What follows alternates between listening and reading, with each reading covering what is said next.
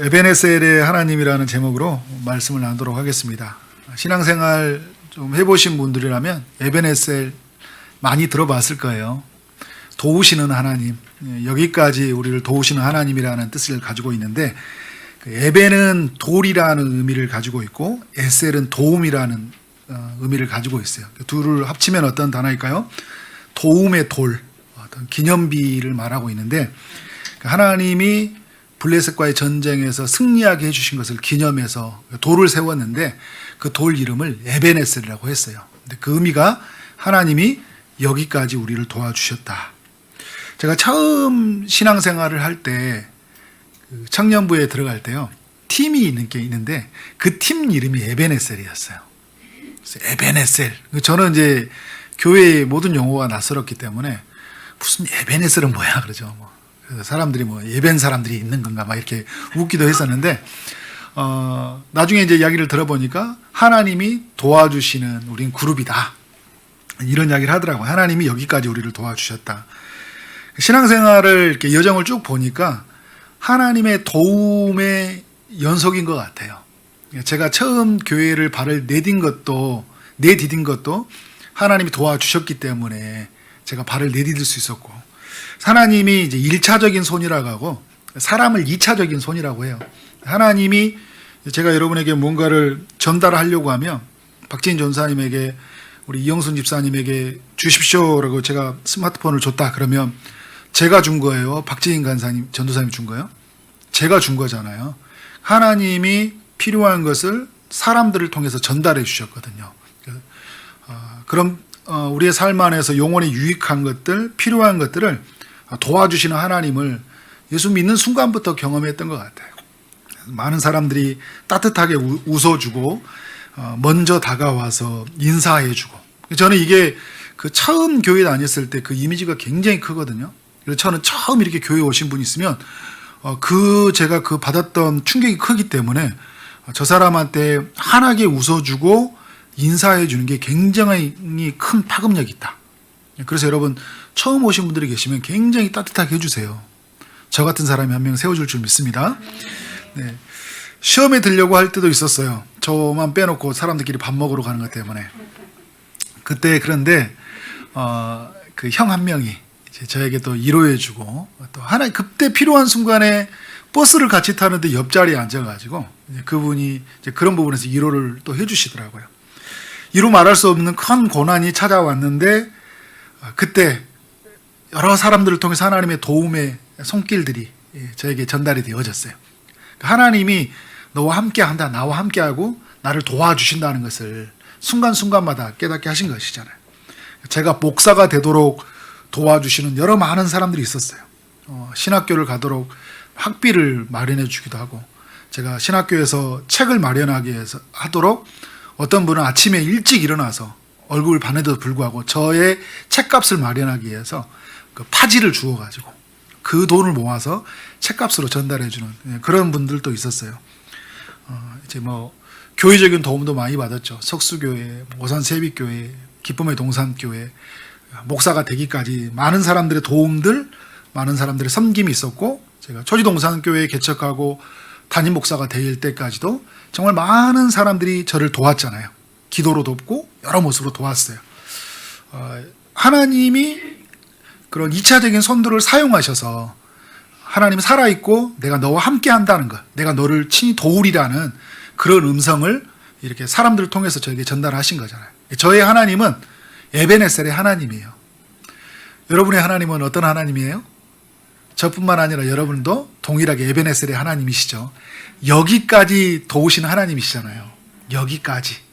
그런데 여러분, 여기까지만 도우셔요? 오늘 도우시고요, 내일도 도우시는 분이세요. 저도 어저께 이제 설교 준비를 마치고 교회에서 있으면서 마지막에 있으면서 막 기도를 이제 수첩에 적으니까 성도들의 기도 이렇게 수첩을 적으면서 하나님, 이 에베네셀의 하나님이 이렇게 묵상하고 있으니까 더 간구가 되더라고요. 도와주시라고. 아픔 중에 있는 성도님, 고난 중에 있는 성도님을 도와주시라고. 내가 산을 향하여 눈을 들리라, 나의 도움이 어디서 올까 할 때 천지를 지으시는 하나님에게서로이다, 이렇게 그 시편 121편에서 말씀을 하잖아요. 하나님이 도와주시도록 그렇게 기도했는데 그렇게 기도할 수 있는 것은 뭐냐면 하나님이 우리에게 도와주시기로 약속해 주셨기 때문에 우리의 삶의 모든 여정 속에서 하나님은 에베네셀의 하나님이시기 때문에 그렇게 하나님 앞에 구하는 시간이 되었는데요. 여러분 우리 삶 속에서 이 에베네셀의 하나님을 잃지 않기를 원합니다. 오늘 말씀을 통해 더욱 분명하게 여러분의 삶에 새겨나가는 시간이 되길 원합니다. 7장 12절의 말씀을 보면 사무엘이 돌을 취하여 미스바와 센 사이에 세워서, 그러니까 그 지역 사이에 세워서 여호와께서 여기까지 우리를 도우셨다 하고 그 이름을 에베네셀이라 이렇게 명하였어요. 주님이 도와주신 일 때문에 그런 기념비를 세웠는데 그 기념비가 에베네셀이라는 거예요. 이스라엘이 하나님께 도움을 받은 이야기는 굉장히 많이 있죠. 조금 앞으로 가서 보면 애굽에서 빠져나올 때, 홍해를 건너올 때, 강야를 지나갈 때 하나님이 도와주셨기 때문에 그들이 간 거잖아요. 그들이 힘이 강해서 그들이 여건이 좋아서 간 거 아니잖아요. 우리는 말씀을 통해서 하나님이 도와주셔서 갔다는 것을 알 수 있습니다. 뜨거운 낮의 해와 추운 밤의 날씨가 그들을 상하지 않게 하셨어요. 사방의 적군과 그다음 사나운 짐승들이 있는데도 불구하고 그들을 상하지 못하도록 하나님이 도와주셨어요. 해하지 못하도록. 줄이지 않도록, 목마르지 않도록 하기 위해서 만나와 메추라기 그리고 반석에서 솟아나는 물을 자신의 백성들에게 공급해 주셨어요. 하나님은 이런 분이에요. 그래서 모세가 이 광야 여정의 마지막 때 신명기로 세 편의 설교를 하잖아요. 신명기 33장의 말씀에 가보면 26절에 이런 말씀이 있어요. 여수룬이여 이렇게 하고 있어요. 여수룬이여라는 뜻은 의로운 백성이여라는 의미를 가지고 있거든요. 의로운 백성들이여 하나님 같은 이가 없도다. 그가 너를 도우시려고 하늘을 타고 궁창에서 위엄을 나타내시는도다. 하나님이 그 모든 위엄을 하늘에서 나타내고 계셨다는 거예요. 그러니까 너희가 온 것은 그냥 너희가 우연히 온 것도 아니고 힘이 강해서 온 것이 아니라 하나님이 그 궁창에서 그 위엄을 나타내셨기 때문에 여기까지 그들이 인도함을 받았다는 거예요. 하나님의 도움을 받았다는 거예요. 그러면 이들은 어떻게 살아야 될까요? 가나안 땅에 들어가게 된다면 이런 모든 도움을 주시는, 우리에게 도움을 주시는 하나님만을 바라보고 오직 하나님만을 섬기고 살아가야 되잖아요. 이스라엘이 어떻게 살았어요? 하나님을 바라보지 못했어요. 가나안 땅에 들어오고 나서 하나님만을 섬기지 못했어요. 눈에 보이는 것을 따라 그들은 살아갔어요. 광야는 막 이동하니까 뜨거운 햇빛이 있고 추위가 있고 먹을 것이 없으니까요. 의지할 게 아무것도 없으니까 누구만 바라보게 돼요? 하나님을 바라보게 되잖아요. 가나안 땅은요. 곡식들이 있어요. 안정되어 있어요. 집이 있어요. 터전이 있어요. 누구를 바라보게 되는 거예요?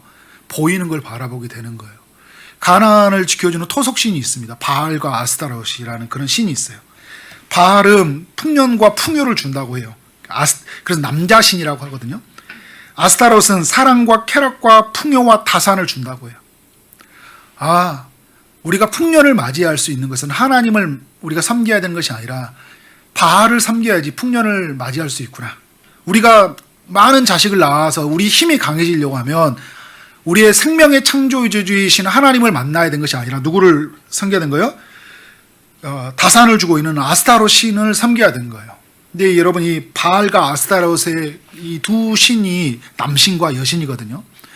그러니까 성전에 가보면 성전에서 이 성행위가 굉장히 문란하게 일어났어요. 근데 그것을 종교적인 의식이라고 생각했어요. 그러니까 바알과 아스타롯을 통해서 우리에게 풍년이 있듯이 오늘 우리가 이러한 관계를 맺어갈 때 우리 삶에 이 사랑과 쾌락과 함께 주는 풍요가 있다. 이걸 이스라엘 백성들이 좋아한 거죠.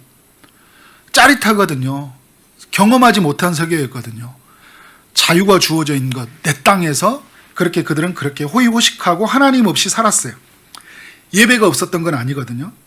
예배하기 위해서 제사장도 있었고 레인도 있었고 실로의 성막도 있었고 그 성막에서 제사도 있었어요. 그런데 여러분 하나님에 대한 경외와 사랑이 없는 예배 제사였어요. 하나님에 대한 경외와 사랑이 있었다면 어떻게 제사장의 그 아들들이 성막에서 제사를 멸시해요? 하나님에 대한 그 사랑과 경외감이 있었다면 그 제사장 아들들이 성전에서 수종드는 여인들을 범할 수가 있어요. 이방신들과 똑같이 하는 그런 버릇을 어디에요? 하나님의 성전에서 가지고 와서 그대로 하고 있는 거예요. 그러니까 여러분 그런 거예요. 우리가 세상에서 살던 모든 방식을 교회 안에 가지고 온 것과 같은 거잖아요. 그런 모습으로 살아가는 제사장들이 이러고 있어요. 엘리 대제사장은 영적인 눈이 어두워져 가지고요. 이게 맞는지 틀리는지도 모르겠고, 틀리는데 그것을 위해서 강요하지도 않고, 전쟁이 일어나는데도 기도하지도 않고, 그냥 멀찍하니 바라보다가 들렸다는 소식 앞에서 들려오니까 놀래가지고 그냥 뒤로 자빠져 죽어버렸잖아요. 그러니까 이러한 이스라엘 백성들의 모습을 보여주고 있어요. 여러분 이게 사무엘상에 드러난 죄거든요. 조금 앞으로 가면 사사시대 죄는 어때요? 엄청났잖아요. 사사시대 그때의 죄들은 하나님을 경외함을 잃어버리는, 가나안 땅에 들어온 순간부터, 내 삶에 풍요가 찾아온 순간부터 하나님에 대한 부르짖음도 없고 하나님에 대한 예배도 없고 그 예배 속에서 하나님이 주시는 만남도 없는 그런 영적인 침체 그리고 영적인 단절, 이런 삶을 살아가게 되었어요. 이런 이스라엘에게 찾아온 결과가 무엇인가요? 하나님은 죄에 빠진 이스라엘에게 하시는 뭐냐면 이방 나라들을 계속적으로 침략하게 함으로 말미암아 징계의 도구로 사용하시는 거예요. 그래서 이방 나라가 계속 침략해 오잖아요. 지배하면 그때마다 이스라엘 백성들이 부르짖어요. 사사시대 가면 주님 잘못했어요. 내가 잘못했어요. 그럼 다시 사사를 통해서 구원해 주시는 그런 역사가 계속 사사시대 때 반복이 되어져요. 이제 마지막 때 사사시대 때를 이제 갈 때 보면 블레셋이라는 나라가 굉장히 부각해 가거든요. 블레셋이라는 나라는 아브라함 때로 돌아가 보면요, 상호 불가침 조약을 맺은 그런 나라였어요. 서로 침략하지 않는 나라, 우호적인 국가였죠. 그런데 사사시대가 되고 이스라엘 백성들이 하나님의 뜻을 따라 하나님만을 섬기지 않고 살아가다 보니까, 하나님만을 바라보지 않다 보니까 이 블레셋이 경계선을 넘어오기 시작해요. 그래서 삼갈이라는 사사가 그들을 이제 올 때마다 이렇게 그들이 올 때 저지를 하죠. 600명이 죽습니다. 삼손 때 좀 더 힘이 강하대요. 근데 삼손이라는 사사가 있었기 때문에 블레셋은 거기까지였어요. 그런데 이제 엘리의 때가 왔을 때는 이스라엘은 완전히 영적인 침체가 왔잖아요. 하나님에 대한 경외와 사랑이 완전히 사라져가는 그때, 형식과 이선만 남는 신앙생활에 그러한 하나님의 영광이 떠나가 버린 그때는 어떻게 돼요? 블레셋이 이스라엘에게 굉장히 이제는 힘이 더 강한 상대로 찾아오게 돼요. 그래서 블레셋 사람들과 전쟁을 하게 되었는데 그때 4,000명의 군사를 잃어요. 이스라엘이 했던 방법이 뭐예요? 언약궤를 가지고 오잖아요. 언약궤를 가지고 와서 싸우면 이길 줄 알았어요. 그런데 여러분, 하나님에 대한 경외감이 사라져 있는 언약궤를 가져온 게, 성전에서 그들의 언약궤가 있는 성전에서 범죄했던 사람들이에요. 홈리와 비나스가, 두 아들이. 그런데 그 언약궤를 어디에 가지고 왔어요? 전쟁할 때. 왜? 이걸 가져오면 이긴다는 그런 하나님에 대한 믿음이 아니라 이것만 있으면 이길 것이라는 그런 하나님을 이용한 거잖아요. 미신처럼 하나님을 대한 거예요. 그래서 그들은 언약궤도 빼앗겼고요. 그리고 그날 군사 3만 명을 잃었고 홈리와 비너스 다 죽었어요. 그 소식을 들은 엘리 대제사장, 이스라엘의 그 사사도 죽음을 당하고 맙니다. 지금까지 사사시대를 통해 많은 어려움을 당했지만요, 이보다 더 큰 수치는 없었어요. 사사가 죽고, 사사가 적군의 그 소식을 듣고 죽고, 사사의 아들들이 다 죽고, 그리고 언약궤가 빼앗기는 이런 수치를 당한 적이 없어요. 그래서 이 엘리 제사장의 아들의 며느리가 그때 아이를 낳았는데 그 아이 이름을 이가봇이라고 했잖아요. 그 이가봇이 뜻이 뭐예요? 하나님의 영광이 떠났다는 거예요. 우리에게 하나님의 영광이 떠났다. 그 말은요, 하나님의 도움이 끊어졌다는 거예요. 우리의 삶에 하나님의 그 에베네셀의 하나님이 끊어졌다는 거예요. 이제 누구의 도움을 받고 살아가야 돼요. 하나님께 제사가 없으니까 기도도 없고요. 기도가 없으니까 임재가 없고, 임재가 없으니까 은혜를 못 누리는 상태가 되었어요. 이렇게 20년이라는 시간을 지나가야 했어요. 20년이라는 시간을 지나가는데 영적인 필요성을 못 느껴요. 내가 침체되어 있다, 내가 하나님을 떠나 있다 이것에 대해서 좀 감지가 오면, 이것 때문에 목마르면요, 하나님을 찾는데 그런 찾고자 하는 마음도 안 생기는 거예요. 세상에 완전히 푹 빠져서 삶을 사는 거잖아요. 그런 순간에 20년이 지날 때, 언약궤도 그들의 성막에 들어오지 않고 언약궤가 없다 보니까 예배도 없는 그때 그들의 목마름이 찾아오면서 오늘 7장 2절에 보면 이스라엘 온 족속이 여호와를 사모하였다고 해요. 그러니까 기럇 여아람에 언약궤가 있는 동안 그곳에 보관되어 있지만 하나님께 예배드리지 못했잖아요. 그들에게 영적인 그 목마름, 그리고 이 사모하다는 뜻이 언어로 보면 애통하다라는 의미를 가지고 있어요. 그 애통함, 그 영적인 애통함이 그들에게 찾아온 것이죠. 하나님을 만나지 못한 것, 그리고 하나님께로 돌아가야 된다는 그 마음이 그들 안에서 이제 저 밑에서부터 올라오는 거예요. 이러한 때 이 역사의 전면에 이스라엘의 제사장이면서 사사이며 선지자인 사무엘이 전면에 등장을 해요. 그는 하나님의 음성을 듣는 사람이었어요. 그는 백성을 위해서 기도하는 사람이었어요. 그는 하나님을 경외하는 사람이었어요. 사무엘은 이스라엘 백성들을 향해서 3절과 4절에서 이렇게 이야기하고 있어요. 하나님께로 여호와께로 돌아오려거든 이방신들과 아스타로스를 너희 중에 제거하라는 거예요. 지금까지 너희가 섬겨왔던 그 신들 다 제거해. 너희 마음을 여호와께로 향하여 그만을 섬기라. 그리하면 너희를 블레셋 사람의 손에서 건져내리라. 하나님이 이 블레셋의 이 힘에서, 블레셋에서 손에서 건져내겠다고 이렇게 약속해 주신 거예요. 무엇을 하라고요? 우상을 제거하고 하나님만을 섬기라고 이야기하고 있어요. 그래서 6절에 보면 미스바로 다 모이게 합니다. 미스바로 모이게 해서 그들이 범죄했던 죄에서 해결을 하게 해요. 우리가 여호와께 범죄하였습니다. 종일토록 금식하게 하면서요, 하루 종일 금식하고 물을 부어서 그 여호와께 붓고, 그러니까 이전에 그 모든 삶을 다 흘려보내고 하나님께로 와서 기도함으로 너희 모든 삶이, 존재가, 너희의 마음이 누구로 향하라는 거예요? 하나님께로 향하라는 거예요. 우상을 깨트리고 너희의 마음을 찢어서 하나님께로 향하면 하나님이 너희를 도와주시겠다, 이렇게 약속을 하셨어요. 이스라엘 백성들이 어떻게 합니까? 이 사무엘의 요구대로 하나님께 마음을 찢는 회개와 그 우상을 깨트리는 일들을 다 하게 돼요. 그 마음을 찢는 회개가 있는 날, 그날 블레셋이 이스라엘을 침공하려고 찾아오려고 해요. 왜냐하면 이들은 회개가 뭔지, 예배가 뭔지 전혀 모르잖아요. 그들은 자기들을 공격하는 줄 알고 있었어요. 그래서 이스라엘을 해서 진격하려고 하는데 이스라엘 백성들이 어떻게 생각합니까? 두려운 거예요. 지난날의 패배가 두려운 거잖아요. 여전히 하나님에 대한 믿음이 없는 거죠. 그죠? 그때 사무엘을 위해서 기도를 부탁했고, 사무엘이 백성을 위해서 기도하고 제사할 때 하나님이 친히 우레를 바라셔서요. 우레를 바라, 7장 10절에 보면 하나님이 블레셋 사람들에게 큰 우레를 바라여 그들을 어지럽게 해서 그들이 이스라엘 앞에 패하게 되었다. 여러분, 이게 놀라운 거예요. 하나님이 우레를 바랬다는 거예요. 지금까지 하나님이 이스라엘 백성 가운데 싸워주지 않았잖아요.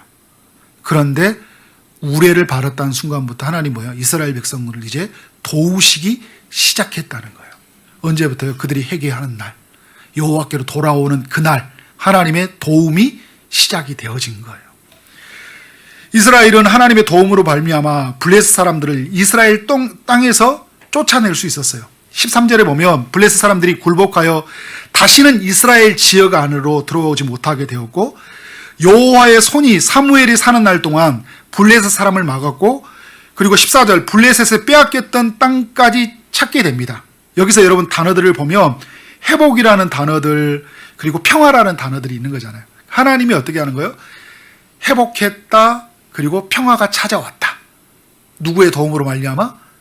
여호와 하나님으로 도움으로 말미암아 그런 모든 일들이 일어났다는 거예요. 그래서 여러분 12절에서 사무엘이 이 도우심이 시작하는 그때 돌을 치해가지고 그 미스바와 센 사이에서 어떻게 하는 거예요? 그 돌을 세워가지고 이것을 에베네셀이라고 하는 거예요. 하나님이 여기까지 우리를 도와주셨다. 이 의미는 사무엘이 세웠을 때는 끊어졌던 하나님의 도움이 다시 시작되어지는 그 감격 어린 그 세움이 있었던 거예요. 하나님이 이렇게 우리 이스라엘 백성들 가운데 다시 역사하시는구나 라는 그런 어떤 그 신앙의 하나님 앞에서 주시는 그런 은혜였던 거죠. 여러분, 이 에베네셀이라는 이 장소는요, 이스라엘에게 매우 큰 의미가 있어요. 4장 1절에 가보면 에베네셀에서 그들이, 에베네셀은 장소적인 의미를 가지고 있거든요.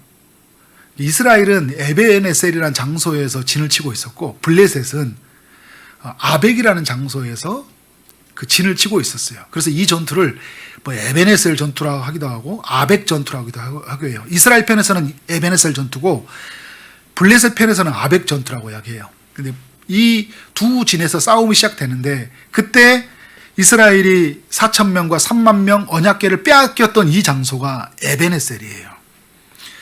그런데 사무엘은요, 승리하던 그날 미스바와 센 사이에서 기념비를 세우는데 그때 에베네셀이라고 쓰는 거예요. 근데 에베네셀이 또 단어가 도움의 돌의 의미를 가지고 있는 거잖아요. 패배했던 그 장소에서 하나님이 승리해 주시는, 하나님이 도와주심으로 말미암아 승리했던 이곳이 그냥 어떤 장소적인 의미를 뛰어넘어서 하나님이 우리에게 도움을 주시는, 이스라엘 가운데 도움이 시작되었다는 것을 알리는 그런 의미로 에베네셀을 만든 것이잖아요. 하나님을 도움을 받지 못한 그곳은요, 죽음의 장소이고 패배의 장소이고 실패의 장소예요. 근데 하나님이 도움이 받기 시작할 때 우리의 삶은 그곳은 생명이 다시 생명이 살아나는 장소이고 승리하는 장소가 되고 회복하는 장소가 되고 평화가 깃든 장소가 된다. 그러니까 여러분, 하나님이 도움이 있냐 없냐가 우리의 삶에 굉장히 중요한 거예요. 하나님 도움 없이 살 수 있다고요? 여러분, 하나님이 우리를 향한 시선이 한 번만 멈춰지면 우리는 그냥 죽습니다. 하나님이 입김으로 한 번만 불면 우리는 죽는 거예요. 여호와의 손이라는 단어를 썼잖아요. 13절에 보면. 여호와의 손이 4장에서도, 5장에 가보면 블레셋 사람들이 심판의 도구로 사용하시거든요. 하나님의 백성들을 도우는 도움의 손길이 되기도 하지만 여호와의 손이 우리에게 심판의 손이 되기도 하는 거잖아요. 하나님의 도움이 시작되었다는 것은 너무나 큰 축복이라는 거예요. 이것이 이스라엘에게 경험되어졌던 에베네셀의 하나님이에요. 이스라엘은 하나님이 도와주심으로 말미암아 전쟁에 승리를 하게 되었고, 영적인 부흥이 찾아왔고, 떠났던 하나님의 영광이 다시 충만해졌어요. 모든 것이 이전으로 회복이 되어진 거예요. 이런 도움의 하나님이 우리의 삶 가운데 있기를 원합니다. 여러분, 우리가 예수를 믿는 순간요, 이제 우리의 삶으로 가져와 보면 우리는 하나님의 도움 받는 삶이 시작이 되어져요. 그렇게 믿으신가요? 하나님의 아들 예수를 믿는다는 것은 무엇이냐면요, 하나님의 도움이 시작되었다는 거예요. 예수를 믿는다는 것은 이스라엘이 애굽에서 건너가고 홍해를 건너가게 하고 광야를 지나가게 하고 광야의 땅에 이른 게 한 것 같이 하나님께서 우리를 죄와 사망에서 건너가게 하시고 사단의 지배에서 우리를 벗어나게 하시고 광야 같은 그런 고난의 터널을 주님이 지나가도록 도와주신다는 거예요. 이스라엘의 모든 여정처럼 주님이 우리를 도와주신다는 거예요. 예수 믿는 그 순간에. 그런데 여러분, 우리가 예수를 믿고 나서 알아요. 우리의 도움이 예수를 믿는 순간부터 이루어진 게 아니라 영원 전부터 우리를 향한 하나님의 계획에서부터, 그때부터 하나님의 도움이 시작되었다는 걸 알게 되는 거잖아요. 예수를 믿는다는 것은 예수 안에 들어간다는 의미를 가지고 있어요. 쉽게 말한다면 예수님과 우리는 한 몸이 되는 거잖아요. 예수님 머리가 되고 우리는 그의 몸의 지체가 되어져요. 예수님은 자신의 몸 안에 있는 자신의 백성들을 어떻게 해요? 보호하셔요. 그리고 모든 필요한 것을 도와주십니다. 우리를 하나님의 사랑에서 끊을 수 없도록 우리를 보호하셔요. 누구도 우리를 정죄하지 못하도록 우리를 보호하셔요. 그리고 오늘 우리가 영혼이 자라가도록, 영이 강건하도록 주님이 모든 필요를 공급해 주신다는 거예요. 여러분, 빌립보서 4장 19절에 보면 이런 말씀이 있어요. 나의 하나님이 그리스도 예수 안에서 영광 가운데 그 풍성한 대로 너희 모든 쓸 것을 채우시니라. 우리 주님이 모든 필요한 것을 채우시는데 그의 몸 안에 있는 우리를 어떻게 하는 거예요? 그의 머리에서 각 지체를 사용해서 우리에게 모든 필요를 채우시는 거예요. 하나님의 도움을 우리는 여러분 순간순간 받잖아요. 제가 처음에 간증했듯이 하나님의 도움이 공동체 각 사람을 통해서 도움을 받았듯이 여러분의 삶 속에 보세요. 하나님을 알아가도록 어떤 목회자를 세우고 어떤 교회를 세우고 어떤 내가 섬겨야 될 사람을 세우면서 그를 섬기면서 주님의 사랑이 무엇인지 알게 되는 것들, 그리고 나에게 큰 섬김을 베풀어줬던 여러 사람들을 통해서 하나님이 나라는 한 사람을 예수 믿는 사람으로, 예수 닮는 사람으로 세워가는 걸 보세요. 하나님의 돕는 손길이 얼마나 놀라운지를 보세요. 여러분, 아담을 처음 만들고 하와를 만들었을 때 하와를 향해 뭐라고 말하죠? 돕는 배필이라고 하잖아요. 하나님이 아담이란 한 사람을 세워가기 위해서 하나님이 하와란 한 사람을 돕는 배필로 세우시는 것이잖아요. 우리의 인생 속에서 하나님은 하나님의 도우심이 무엇인지 각 사람을 세워서 우리가 알려주시고 우리가 보여주시고 경험하게 하셨다는 거예요. 여러분, 이 하나님을 믿으신가요? 이스라엘이 블레셋의 싸움에 승리한 것 같이 제 세력에서 승리하도록 우리를 도와주세요. 이것이 확실하다는 것을 증거가 뭐예요? 성령을 우리에게 보내주신 일이죠. 로마서 8장 26절은 성령의 우리의 연약함을 도와주신다고 말을 해요. 말할 수 없는 탄식으로 우리를 위해서 간구하시면서 도와주세요. 성령이 우리와 함께 하셔서 죄와 모든 사망의 권세에서 우리에게 승리하도록, 벗어나도록 끊임없이 오늘 또 도와주고 계시다는 거예요. 그런데 여러분, 이 도와주시는 이 문제가 여기까지로 끝나는 것이 아니라 제가 처음에 여러분에게 고백했던 것처럼 오늘 또 계속 되어진다는 것이고요. 그리고 뭐예요? 내일 또 계속 되어진다는 거예요. 그런 하나님을 믿으신가요? 하나님의 도우심은 끝이 없어요. 근데 여러분, 우리가 오늘 말씀을 통해 살펴보아야 될 건 뭐냐면, 이렇게 하나님의 도움을 받고 살아가는 우리의 존재인데, 예수 믿는 사람인데, 믿는 우리에게서 왜 우리는 하나님의 도움을 받지 못하는 것처럼 살아갈까요? 때로는 하나님의 도우심이 끊어진 것처럼 살아갈 때가 있어요. 두 가지 중에 하나입니다. 하나는요, 우리가 하나님을 믿지 못하기 때문이에요. 하나님을 믿었다면 하나님이 도움이 줄 수밖에 없어요. 하나님의 아들을 믿었다면 그 아들 안에서 모든 것을 주시기로 약속하셨기 때문에, 하나님이 우리를 친히 도와주시기로 약속했기 때문에, 우리에게 그를 믿지 아니했기 때문에 도움이 없는 것이다. 이렇게 하나를 정리해 볼 수 있고, 또 하나는 뭐냐면요, 우리의 오늘 말씀과 연결해 본다면 무엇 때문일까요? 죄 때문이에요.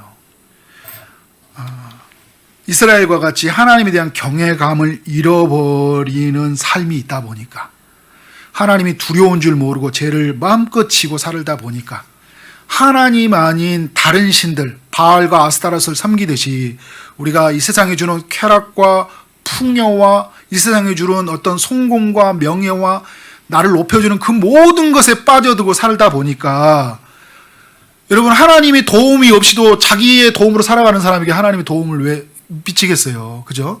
그러니까 하나님의 도움을 못 경험하지 못하고 삶을 살아가는 거예요. 하나님을 예배하고 있지만 적당하게 세상에 발을 담그면서 나 하고 싶은 대로 다 살아가니까 하나님의 도움에 받지를 못하는 거잖아요. 근데 분명한 건요, 하나님이 그 영혼을 보존하는 거예요. 우리가 예수 믿는다는 순간은 뭐냐면 하나님의 도움 안으로 들어간 거거든요.